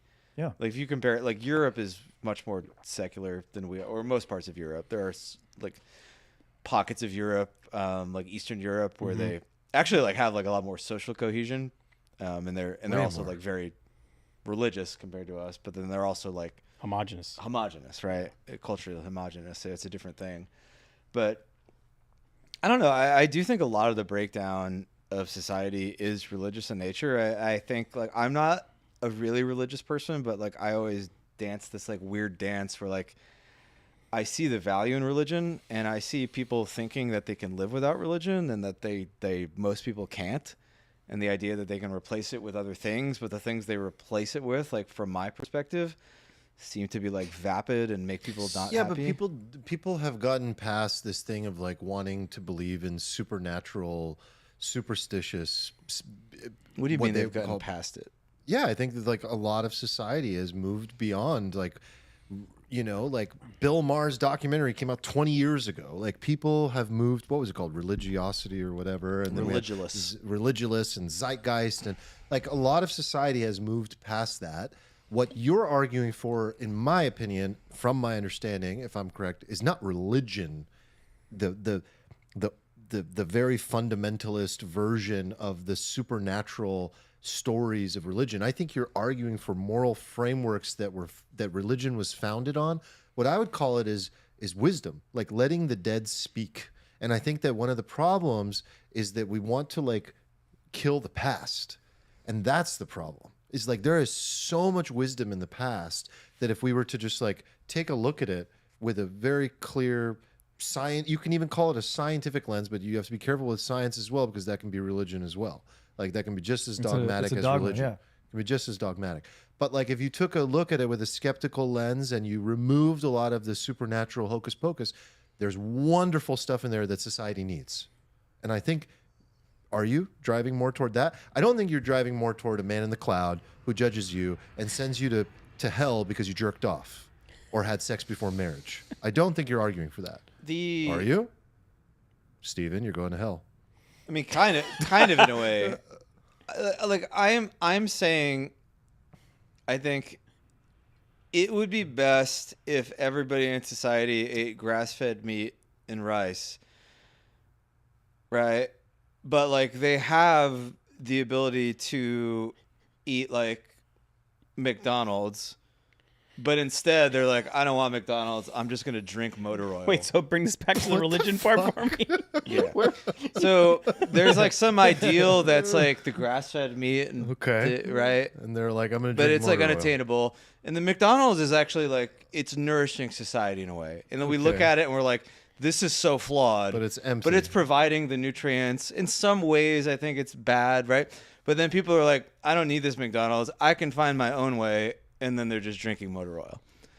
And that's a probably poorly thought out thing because I'm drinking. Do you know what ABV this is, by the way? It's heavy. It's 11%. Thanks, D-Koch. It's 11%. Thanks, D-Koch. French Yeah, toast this ain't no basket. cruise. Oh my God, it is 11%. D-Koch has broken Steven. Motor oil. Motor oil. So back to motor Wow, oil. it's just drinking motor oil. I guess what I'm saying is like, I don't think humanity ideally needs like traditional religion, but traditional religion is this like backstop that prevents us all from just like killing ourselves, for lack of a better word. And that when we remove it, although some of us I think are able to function without it, I think it's still like hard in a lot of ways. I think society as a whole like starts to go off the rails. Like I don't know that's that what I'm saying. I don't know that like the modern secular Can't say society yes, as a whole is what? No, I think we're agreeing with you. Yeah. We're agreeing. Yeah, like I don't know that the modern secular society as a whole, like even though like I choose to live in it in that particular way, like I'm not religious, but if I step back, I also don't know that like it's a better world. Agreed.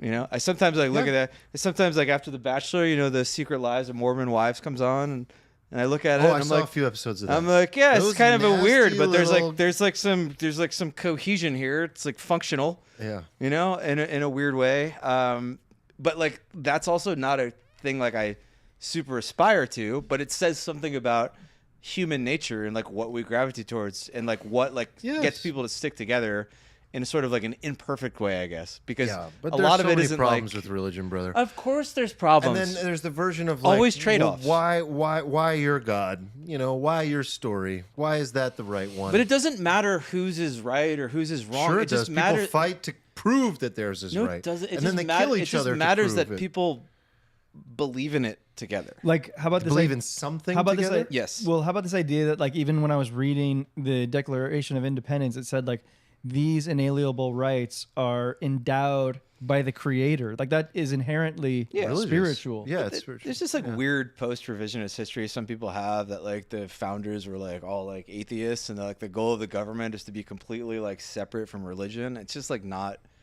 true. like the country was founded in like a very like European Judeo-Christian ideal. And the separation of church and state wasn't intended by the founding fathers to like remove religion from everything. That wasn't the point of it. They did want to not end up in like a theocracy. That is true. But like the goal wasn't to just like remove this like a tumor from your body and have it be out there, because I think they're smart people, and I think they saw that like on some level, like even like the most basic of laws, like thou shalt not kill, thou shalt not steal, like it's like, well, why? And I think like non-religious people like that they have this idea that, oh, we can reason through all this stuff, we can reason through everything. And I feel like every time I follow one of these like crazy debates where they're like, can we have morality without religion? Like I never like end up siding with the people who are like the secularists like arguing. Like their points are like always full of holes, and I always end up in this weird spot where it's like, fuck. Yeah, like every time I've that? listened to Sam Harris or Richard Dawkins debate somebody like a Jordan Peterson on this, I can't help but side with Jordan Peterson, even though Jordan Peterson pisses me off lately in so many ways, and he is just turned into a fucking weirdo. I mean, I'm sorry to say, but like what he did the other day with Candace Owens, it was about religion. She was like talking about Christ is king, which is like a whole meme on Twitter. Yeah, right what now. is that meme? I keep seeing that, but I don't know what it means. But see it people in- like it. you You finally see a thing I don't see on my Twitter, and I'm But like, can Christ you explain is it? And you're like, King is nah. like a huge thing, and then he's just like, basically, you're full of shit, and you're not religious. Yeah, you don't and even believe. You don't even believe like I believe, and this is the fucking problem. That's what I'm that's a talking about. weird. No, That's but always a weird line of No, attack. it was extremely weird and extremely revealing, especially for a person who's been on these debates and is trying to prove that. Anyway, it was super weird. But when I've seen Sam Harris, and they both have great points. Sam Harris is fucking brilliant, but he's also can be a little, much. Anyway. I mean, I still don't know if you need like a religious or spiritual aspect to get everyone on the same plane, right? Like you could look at, if you had to like sync it up in a few words of what a common vision is, America's the land of opportunity. And you look at other countries, like what would their like common vision be? You know, Russia's a gas station with nukes. Maybe Saudi Arabia is a gas station with Bugattis and slavery. Preach. Japan is a nursing home. So like, I mean, what? Let them cook. Just we're the land of We have a large opportunity. Give me Japanese India. audience. Okay, do me next. Pakistan. Go. Come on, brother. Ooh, do Kenya. Yeah. No, just but I rest mean, in like, the and you world. just lay it all out, and you're like, where do you want to live? Shouldn't you be grateful you live in the land of opportunity, not a gas station with nukes? Canada. Like, yeah. Luckily, lives next to the land of opportunity, right? America's hat. Oh, 10% of our Discord's gonna kill me. Yeah. You're out. But do you like, if that was the common vision, do you need the religion and the spirituality? I don't know. I think you can unite people around it. Now, again, everyone's I'm gonna disagree sorry. about how to get there. I do and, not like, think that religion and spirituality is the thing that's going to bring a country together. There's too many types. Oh, which one you want to pick? You want to pick Buddhism? There's 17 of them. You want to pick even Christianity. Yeah. There's 400 of them. You want to pick? It's not going to work. I think don't your have underlying. to like pick a specific I religion. know your That's not what it's underlying about. thing is that like we as a society should all aspire to have something like that, to believe in a higher power. That's what I would call it. Like we should all like move toward that direction of believing in a higher power, because that moral framework that provides, even though there's a lot of differences across all the different answers of what life is and God is and what happens if you die, even though there's a lot of differences, at least that's a cohesion. I just don't think that's the cohesion. Atheism is on the rise, not on the decline. Okay, but like I think that if we're all honest with ourselves, like American society, American ideals, American principles, like they're rooted in like a very specific kind of like white European Christian kind of like belief system, moral system. And I think even people who are self-proclaimed atheists, they sort of buy into that on some level, but people don't want to say that because it sounds like racist or white supremacist or some shit. And it's weird because in like every other part of the world, like, you know, people have, you go to a Muslim country, they have no problem saying like, yes, this country is built on like Muslim values and we have Sharia law and everything. And it's just like only in like our societies. Like there's like Yeah, this like it's weird, heterogeneous society. it's like Germany, like post World War II, and like I kind of get it. Like that stuff led to some bad things, right? But like I don't know if that's the correct lesson to learn. Like I don't know if the lesson to learn from Germany, for example, is that like all like social cohesion based on any sort of like nationalistic Christian idea is bad, and anything you do there is terrible, and we should avoid all of that. I don't think that is a specific lesson. I think there are lessons to learn, but I don't think that is the one. I think that like we believe a lot of this stuff at a base level, and then like a lot of us don't want to kind of come together around it because we have these like perceptions about, I don't want to say that. We can't be that. We can't be that. There's like this resistance to saying like America is like sort of like an XYZ belief system at the core. Like people want to like live under this like what I think is kind of a delusion that this can be a place where like anybody can come with any belief system, anything, and then like everything will be fine. We'll just like everybody can mix together. Like, oh, we're a melting pot. Anybody can. It's not true. Like diversity is cool if you are all like there's like a base No, thing I mean, holding you together, if you right? want to know what that ends up looking like, it's Canada. That's not good. You know, you How don't. does that look like Canada? They I don't. They genuinely don't have no have idea. enough of a unifying culture.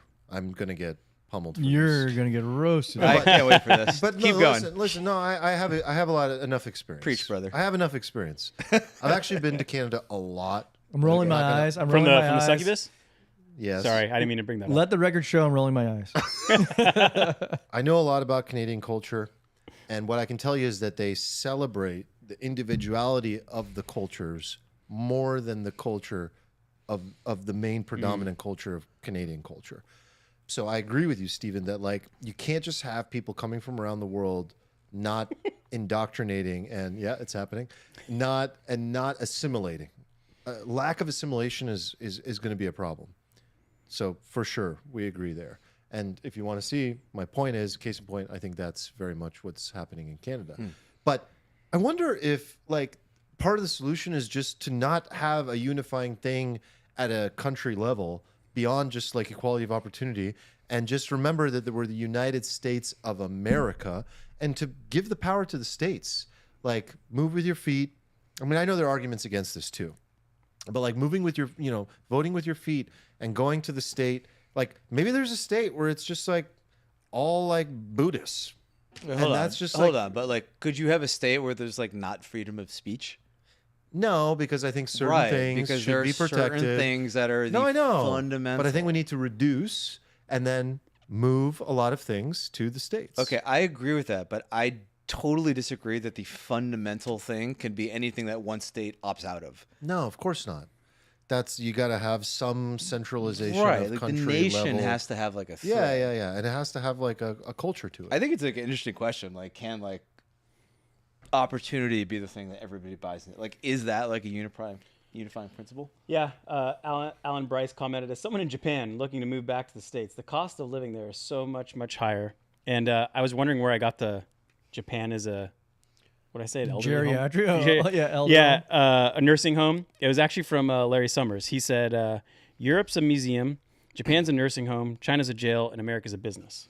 And it has the same kind of underlying tone that like it is the place where you're not guaranteed to succeed, but like it is your best opportunity.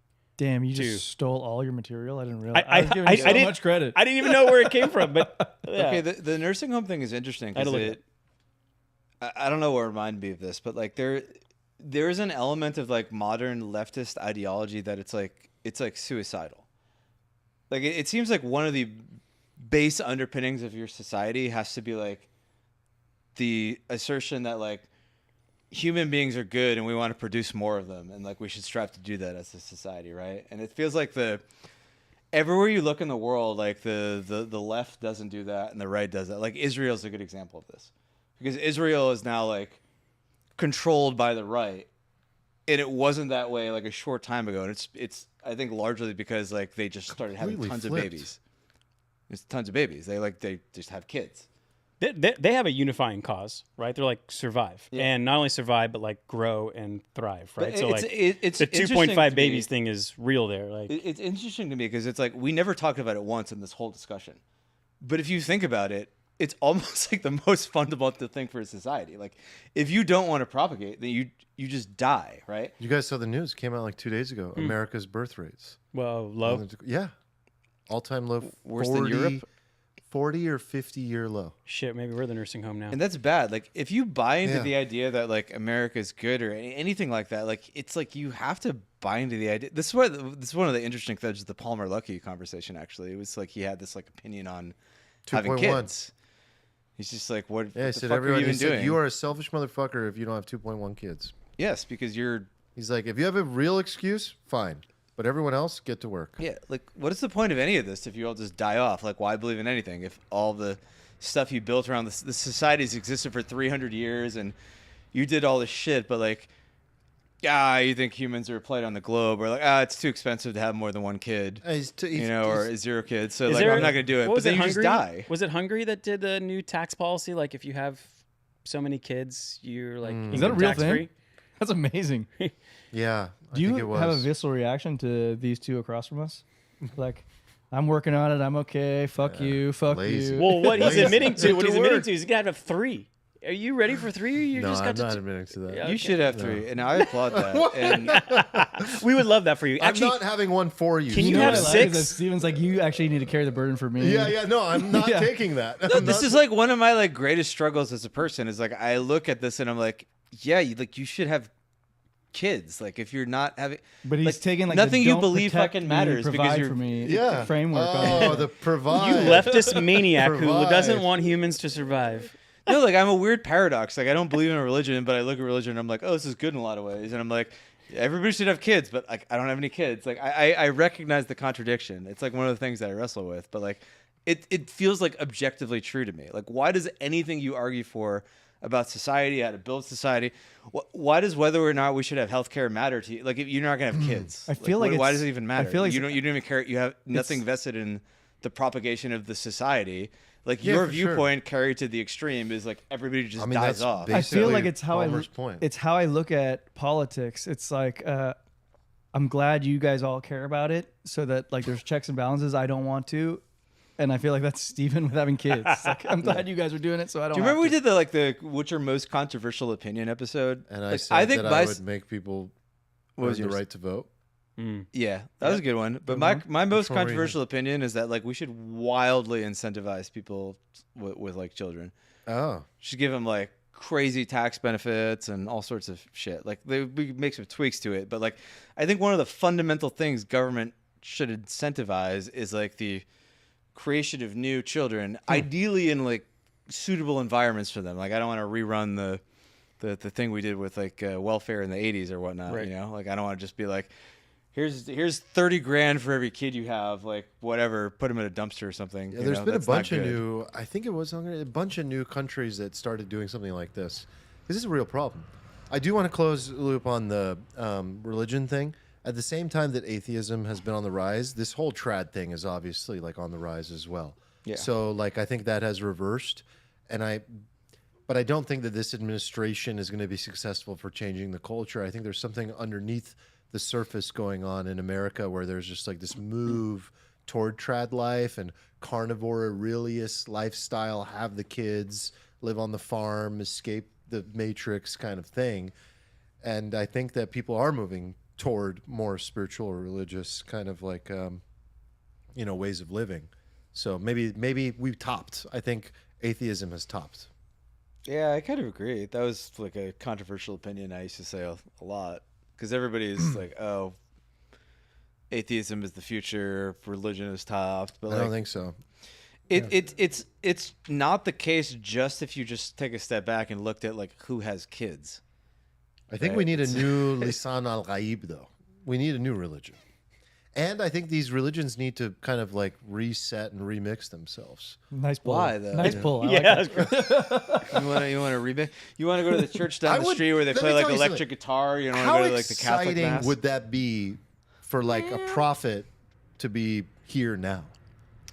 That like- prophet like- wouldn't have Lindy. Like, I want to listen to the No, prophet with Lindy. But like, if there's a guy who exists today who can like walk on water, walk on water, touch you, heal you. Maybe he can do even more because it's like the 2025 version. We have him already. It's Rizzy. Rizzy boy. It's the Jamaican. Rizzy boy. Pass me that joint, brother. You a sharp motherfucker. Oh, man. Need a Neo. Yeah, we need a Neo. Finish your thought. That's it. That's I just it? think we need. I thought you were going somewhere. We need a profit. We need a profit. Yeah, I think the world needs a profit. New profit. I'm giving you the answer. You want unification of America? I'm giving you. What's I'm giving wrong you with Jesus? unification What is this prophet going to do that Jesus didn't do? Well, is he going to come back soon? Like, because Does he have to that come could back? work too. That could work too. Like, but then that means the end You of don't the want world. Jesus to come back. I don't want that because then I you're don't going to want have the end of the world. never meet your heroes. Yeah, How would I don't how would want- how would Jesus Jesus come is going to back? come back and he's going to say something weird. Well, and the you're other gonna be thing like, is oh. that Jesus is going to break a lot of people's hearts because he doesn't Yeah. look anything like what people think he looks like. So He doesn't look like the lead singer of Nickelback. He sure doesn't. He sure doesn't. brother. I love this so much. No. First thing Jesus is gonna have to do is start up all social profiles, right? Because no one's gonna hear about him, and if he doesn't have like at least 20 million followers. Yeah, who 12 negotiates followers not for gonna do it at anymore. Jesus? Who owns at Jesus on X? Actually, I did see that. Of course, Nick. I did see Nick that put a before, bid on and I it, was of like, course. man, I wonder how much it would cost to buy this ad. It was like when Facebook pages were a thing, and like you'd see everyone's actual posts, and I was like, this motherfucker owns at Jesus. Like, you get them to buy anything. Yeah, I'll buy him out. Oh my god! It is a fun thought exercise to think about, like what would happen if Jesus is dropped into the modern world. Like, does he start a TikTok? Or has does he? to. Or does he? If just he like, does, like, is Jesus like dancing? Or does he murk Is himself? he doing those like He's weird like dances so where disappointed. He's like, there's just "Ow, like the fuck text?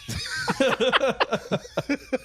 Does he root for any sports team? Like, how does he approach the Super Bowl? He's The just Dallas like, Cowboys, of course. Yeah, America's team. Yeah.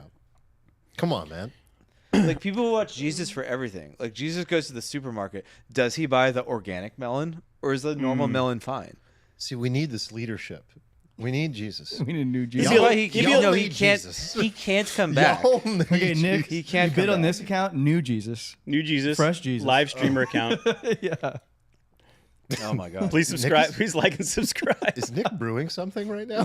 he's always concocting. Yeah. He's looking up Jesus. name. No, I'm trying to end with some.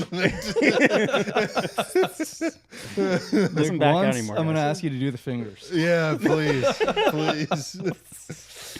All right, let's end up with what chat has to say. So Max says it's called hockey, Arman. I assume in Oh, the reference to the unification. unifying. The thing. unifying element of Canada is hockey. I agree with that. Stickball.